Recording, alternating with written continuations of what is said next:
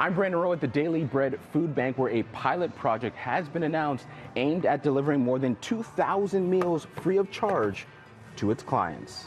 Tens of thousands of individuals in the city of Toronto who don't have the funds to be able to pay for Meals on Wheels. And they find themselves in situations where they're unable to make it to a food bank.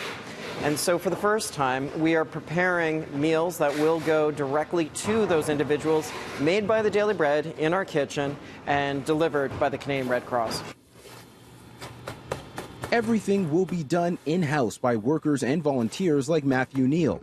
They will prepare and package healthy, single-serve frozen meals for clients who can't afford programs like Meals on Wheels or make it to the food bank. Maybe they can't access it due to disabilities or mental health. Maybe some of the food that they receive from food banks is not necessarily accessible to them due to inability to, say, open cans or things like that. A lot of people don't have full cooking facilities. They might only have just a microwave and not really a kitchen to work with.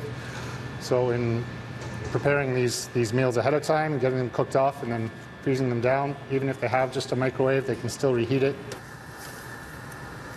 So Neal, along with countless volunteers, are carrying out this 6-month pilot project.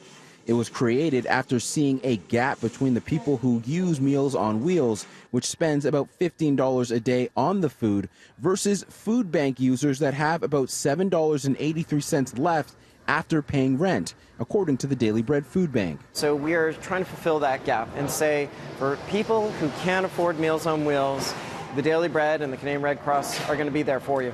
The goal is to assess all of the data at the end of the pilot project. If the group sees a positive change, the Daily Bread Food Bank will try and reach more Torontonians in an effort to end the issue of food insecurity. It's certainly rewarding in that sense, yes. At the same time, it's a challenging feeling, knowing that we have to do this and that this has to exist when we believe that food should be a human right and everybody should have access to it. It's a goal that all of the workers and volunteers are striving to accomplish. In Toronto, Brandon Rowe, City News.